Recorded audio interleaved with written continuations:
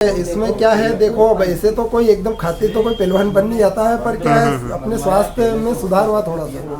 Soybean का जो तेल है इसमें क्या पाम ऑयल वगैरह का मिश्रण होता है जो स्वास्थ्य के लिए बहुत ज़्यादा घातक है। और मैंने तो ऐसा भी सुन रखा है कि जो सोयाबीन का तेल है वो अखाद्य होता है, पशुओं के लिए होता है। मतलब आपको फ़र्क पड़ा है इसलिए आप ये तेल यूज़ करते बहुत हैं? ज़्यादा फर्क पड़ा। देखो ना, अब ये 300 रुपये किलो पड़ा तेल, बाजार में 140 रुपये किलो में तेल उपलब्ध है। कितना क्या किलो है ये दाने? ये अभी अपन ने 12 किलो लिया है। 12 किलो लिया हाँ है जी। ये मूंगफली के दाने लिए गए हैं, 12 किलो दाने हैं और ये डाले जा रहे हैं ये मशीन जो में। अंदर है ना, ये हाँ। पूरा वुडन है। अच्छा अच्छा, ये पूरा पूरा वुडन है। है। ओके, तो ये वुडन क्यों है इसमें? ये वुडन होगा तभी ये कोल्ड प्रेस्ड ऑयल कहलाएगा। अच्छा अच्छा, वुडन होगा तभी ये कोल्ड। तभी ये कोल्ड प्रेस्ड रहेगा ऑयल। तो इसमें पानी देंगे। अच्छा अच्छा, ये पानी क्यों डाला जा रहा है इसमें? इसमें पानी देने के बाद में जो दाना होता है ना वो तेल छोड़ता है। अच्छा अच्छा अगर पानी ना डाले तो इसका पाउडर बन जाएगा। अच्छा, पानी नहीं डाले तो पाउडर बन पाउडर जाएगा। बन जाएगा। वो जब पानी डालेंगे तो ही तेल छूटेगा। अच्छा अच्छा, तो ये 12 किलो मूंगफली के दाने हैं, इसमें कितने लीटर ये पानी मिलाया जाता है? अभी इसमें दाने पर निर्भर कर रहा है। अच्छा, अगर ज़्यादा ड्राई दाना है तो थोड़ा ज़्यादा पानी लगता है। ओके, तो अभी मिनिमम 1 लीटर तो लग गया पानी। 1 लीटर तो डालेंगे। अभी अपन आधा लीटर इसमें डाल करके कुछ समय बाद फिर पानी डालते हैं। अच्छा, और ये कितने ऐसा कितने टाइम तक रोटेट होते रहेगा ये? ये अभी इसको 1.5 आवर लग जाएगा। अच्छा, 1.5 घंटे के आसपास, 1.5 घंटे तक ये ऐसे ही रोटेट होते रहेगी। क्या नाम है भैया आपका? मेरा नाम अनिल चौधरी है। अनिल चौधरी। आप यहाँ इंदौर से ही हो कि कहीं बाहर से हो? मैं इंदौर जिले में गांव है पेड़मी गांव, वहाँ से आया हूँ। अच्छा अच्छा, यहाँ से कितना किलोमीटर दूर है? यहाँ से 40 किलोमीटर। 40 किलोमीटर दूर से आए हैं, तो क्या उसका रीज़न क्या है यहाँ 40 किलोमीटर दूर से आने का? यहाँ पे तेल निकलवाया मैंने अपने घर की सरसों का। अच्छा, ऑर्गेनिक सरसों पैदा की है मैंने, उसका तेल निकलवाया है। तो मशीन है, इसमें ये लकड़ी का लगा है ना, तभी ऑयल जो है वो धीमे निकलेगा। अच्छा अच्छा प्रॉब्लम लकड़ी का ये है कि लकड़ी की वजह से ऑयल बहुत फास्ट नहीं निकल सकता। अच्छा, क्योंकि लकड़ी फास्ट ऑयल नहीं निकाल सकती। तो धीरे धीरे ऑयल निकलेगा, उस वजह से ऑयल कोल्ड रहेगा। तो उस वजह से ऑयल कोल्ड प्रेस्ड ऑयल बोलते हैं इसको। और वर्जिन कोकोनट ऑयल भी इसी को बोलते हैं। ओके। अगर इसमें कोकोनट डाले तो कोकोनट ऑयल निकलेगा। बादाम डालें तो बादाम का निकल जाएगा। इसमें तिल्ली का निकल जाएगा, सरसों का निकल जाएगा। अच्छा अच्छा, तो कभी ना कभी आपने जो बाजार में जो तेल मिलता है या जो पैकिंग का तेल मिलता है वो यूज़ किया होगा? तो 10 साल पहले खाते थे हम, 10 साल से यही। अच्छा अच्छा, तो फ़र्क क्या रहा है? इन दोनों तेल में क्या फ़र्क है? वो स्वास्थ्य के लिए ठीक नहीं है। मैं थोड़ा आध्यात्मिक आदमी हूँ और थोड़ा खोजबीन करता रहता हूँ खाने पीने में क्या शुद्ध होता है क्या नहीं।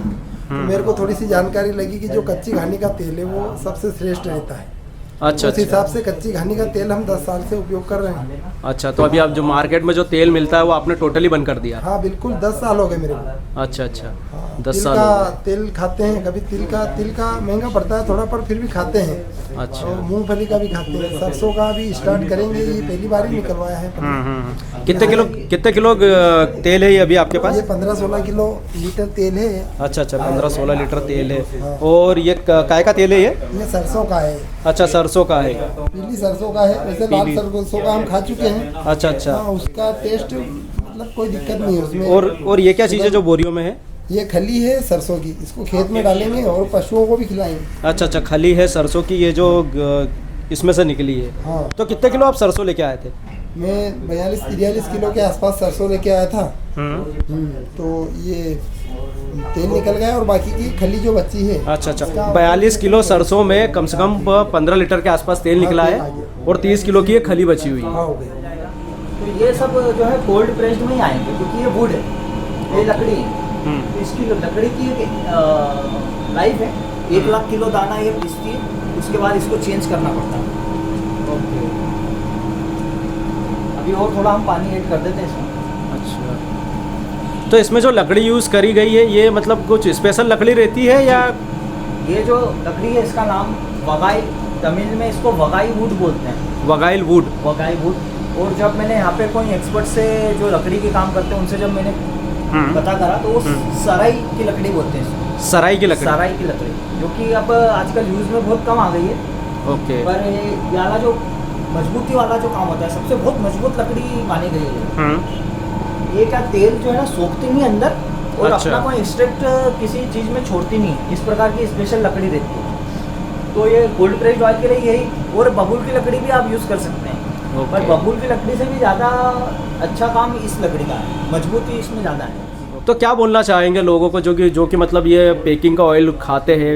यही बताना चाहेंगे कि अपने स्वास्थ्य का ध्यान रखने के हिसाब से कच्ची घानी का तेल खाएं और जीवन भर स्वस्थ रहें। आजकल जो बाजार में जो तेल आ रहा है, जो ये फिल्टर के या ये बोलते हैं उसको सोयाबीन का जो तेल है, इसमें क्या पाम ऑयल वगैरह का मिश्रण होता है जो स्वास्थ्य के लिए बहुत ज़्यादा घातक है। और मैंने तो ऐसा भी सुन रखा है कि जो सोयाबीन का तेल है वो अखाद्य होता है, पशुओं के लिए होता है।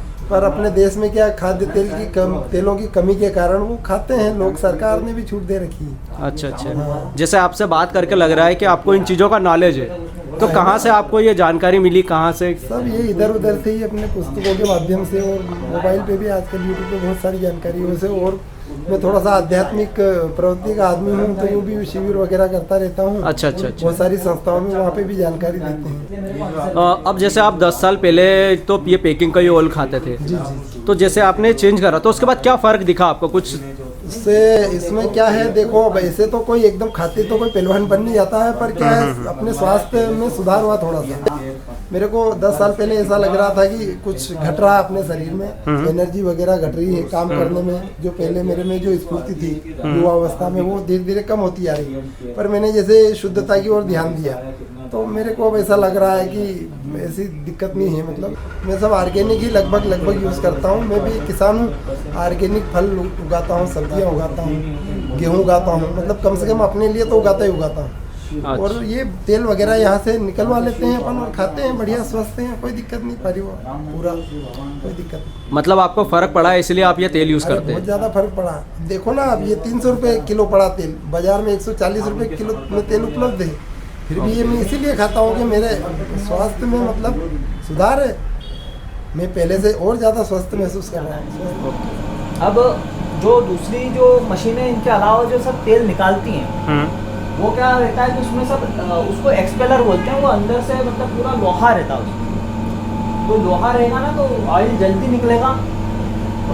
मतलब 30 मिनट्स में ऑयल उसमें निकल जाता है पूरा। तो वो ऑयल है ना गर्म रहेगा, बहुत हीट रहेगा। और मैंने तो देखा नहीं, चेक नहीं करा है, पर मेरे ख्याल से कुछ भी मैंने सुना है कि 80 डिग्री या 100 डिग्री तक वो उसका जो ऑयल का टेम्परेचर चले आता है। क्योंकि मशीन जब कंटिन्यूस चलती है, जब स्टार्ट होती है तब इतना टेम्परेचर नहीं होता है। पर जब मशीन कंटिन्यूस 5-6 घंटे चले तो फिर हो सकता है उतना हीट उसका जाता ही हो। तो वो बहुत ही जो है ऑयल जब गर्म हो जाएगा ना तो फिर उसमें कोलेस्ट्रॉल की प्रोसेस चालू हो जाती है। तो जो हानि जो पहुँचाता है वो वही होता है कि ऑयल गर्म हुआ फिर ठंडा हुआ। तो कंपनी में ही ऐसा सुनने में आता है कि 2 बार तो वहाँ पे गर्म हो चुका होता है ऑयल, उसके बाद में पैक होता है। फिर हम घर में जब तीसरी बार गर्म करते हैं तो वो कोलेस्ट्रॉल फिर इसलिए उसमें बन जाता है। तो जो कोलेस्ट्रॉल होता है वो कभी भी ऐसे नेचुरल प्रोसेस के उसमें कभी नहीं बनता। जब हम पहली बार ये ऑयल है ना घर में ही गर्म करेंगे तो वो घर में ही गर्म होगा ना पहली बार ऑयल, तो उसमें कोलेस्ट्रॉल नहीं बन सकता। पर गर्म होके फिर ठंडा होगा, फिर हम अगर गर्म करते हैं तो फिर वो बैड कोलेस्ट्रॉल में कन्वर्ट होते चले जाता है। पर इसमें जो है ना गुड कोलेस्ट्रॉल ही रहता है, जो हमारे शरीर में अगर जो बैड कोलेस्ट्रॉल है उसको ख़त्म करता है। तो उसके लिए गुड कोलेस्ट्रॉल चाहिए। तो वो जानकारियाँ होना बहुत आवश्यक है।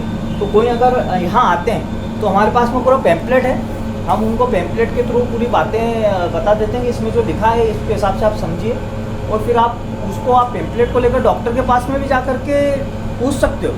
तो डॉक्टर भी उसमें आपको कहेंगे कि हाँ ये जो बातें सही है। तो जो बैड जो कोलेस्ट्रॉल होता है, जो जिसके बहुत जानकारियाँ हमें जो है ना नहीं है, अधूरी जानकारियाँ हैं। बैड जो कोलेस्ट्रॉल होता है, जो हमको हानिकारक जो कोलेस्ट्रॉल है, वो ज़्यादातर जो जानवर जो होते हैं या जो मछली है या अंडे हैं और जो दूध है और जो ऐसे जो जानवरों के थ्रू जो चीज़ें आ रही हैं, जो नॉन वेज जो चीज़ें, उनमें कोलेस्ट्रॉल होता है। और जो प्राकृतिक चीज़ें होती है। प्राकृतिक जो चीज़ें हैं, वनस्पति है, पेड़ पौधे हैं, इनमें हमको हानि पहुंचाने वाली कोलेस्ट्रॉल और ऐसी चीज़ें नहीं रहती है। पर हम उसका अगर सही वे में उपयोग ना करें तो फिर वो भी हानिकारक हो ही जाती है। तो वो चीज़ है कि आप इसके सही तरीकों को समझें। कच्ची घानी तेल को सब लिख तो देते हैं कि ये कच्ची घानी ऑयल है, पर कच्ची घानी ऑयल पता कैसे चले, तो उसके लिए आपको कहीं आना पड़ेगा और उसको देखना पड़ेगा कि वो ऑयल कैसे बन रहा है, क्या धीमी प्रोसेस है उसमें, क्या कि अभी फॉर्च्यून कंपनी है, तो मैंने फॉर्च्यून कंपनी का एक 15 लीटर का मूंगफली तेल का ऑयल का देखा था मैंने, तो उस पर लिखा था कि कच्ची घानी ऑयल, और फॉर्च्यून कंपनी था उसमें लेपर, पर उन्होंने कच्ची घानी का नीचे नोट लिख रखा था कि कच्ची घानी ये ऑयल नहीं है, एक्चुअली कच्ची घानी ये ब्रांड का नाम है, तो उन्होंने उनके ब्रांड का नाम ही कच्ची घानी कर दिया। पर कच्ची घानी ऑयल वो है नहीं, मतलब वो कोई उन्होंने बस कच्ची घानी लिख रखा उस पे उन्होंने कोई गोल्ड प्रेस्ड ऑयल या वुड प्रेस्ड ऑयल ऐसा नहीं लिख रखा। मतलब हाँ, मतलब सीधे सीधे तौर पे कहे जाए तो बड़ी बड़ी कंपनियां भी बेवकूफ़ बना रही है कस्टमरों को। आकर्षण का एक वो बन चुका है ओके कि आप जब तक मूर्ख बन सकें या जब तक आपको अधूरी बातें बताई जाए और उससे उनका जो है उनके पास में पैसा आ रहा है, उनका जो है ना वो चल रहा है मामला, तो जब तक धक जाए, जब तक चीज़ें वो धका रहे हैं, आप पे जागरूकता पे निर्भर करता है कि आप कब जागरूक होंगे।